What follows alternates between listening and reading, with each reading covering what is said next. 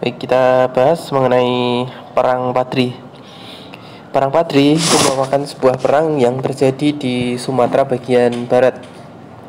Nah, perang ini itu berawal ketika ada konflik antara kaum adat dan kaum Padri di tahun 1803. Kaum Padri itu merupakan kaum pembaruan Islam yang ingin memurnikan ajaran-ajaran Islam dari misalnya penerapan sabung ayam, judi, minuman keras yang di dalam Islam itu merupakan sebuah pelanggaran. Tetapi di zaman itu di praktik adat nanti hal-hal tersebut itu diterapkan.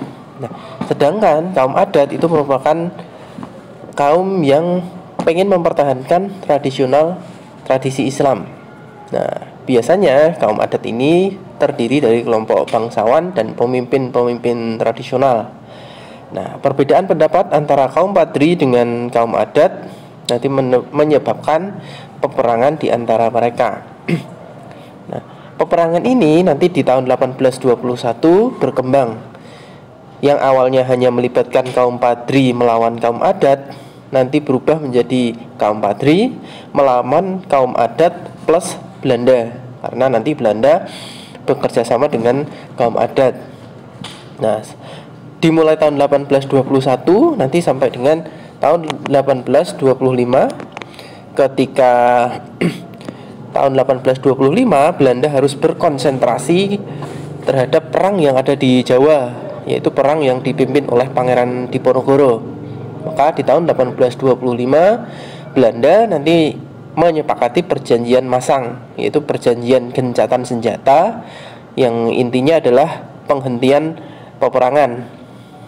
Nah, di dalam masa-masa ini nanti sekitar tahun 1825 sampai dengan 1830 kaum Padri dan kaum adat itu melakukan rekonsiliasi, yaitu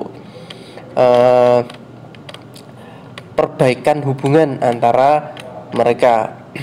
Nah, dan hasilnya nanti kaum adat dan kaum Padri itu berdamai dengan Sumpah Sati Bukit Marapalam yang mewujudkan konsensus adat basandi syarat basandi kitabullah, yang kurang lebih adat itu harus berlandaskan syariat dan syariat harus berlandaskan Al-Quran dan hadis.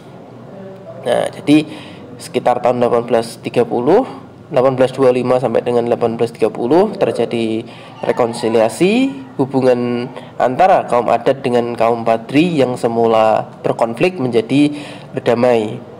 Nah, ketika perang Jawa yang dipimpin Diponegoro itu selesai, maka kembali lagi Belanda nanti melakukan penyerangan terhadap Sumatera Barat. Nah, tetapi nanti sudah berbeda konflik. Kalau semula kaum adat plus Belanda melawan kaum Padri, sekarang kaum adat plus kaum Padri melawan Belanda. Nah, peperangan ini nanti berlangsung dari 1831 sampai 1838. Karena nanti di tahun 1837 Belanda secara besar-besaran dengan kekuatan penuh menyerang benteng Bonjol yang menjadi benteng pertahanan dari perang ini, perang dari Tuanku Imam Bonjol. Nah, karena tidak bisa menahan serangan besar-besaran dari Belanda, maka benteng Bonjol pun akhirnya jatuh di tahun 1837. Nah, perang ini benar-benar selesai nanti di tahun 1838. Oke. Nah, Tuanku Imam Bonjol yang ditangkap tahun 1837 kemudian diasingkan ke Cianjur, lalu ke Ambon, kemudian ke Manado sampai dengan beliau nanti meninggal tahun 1864. Nah, demikianlah riwayat dari perang Imam Bonjol melawan Belanda yang bermula dari kaum adat plus Belanda melawan kaum Padri, berubah menjadi kaum Padri plus kaum adat melawan Belanda.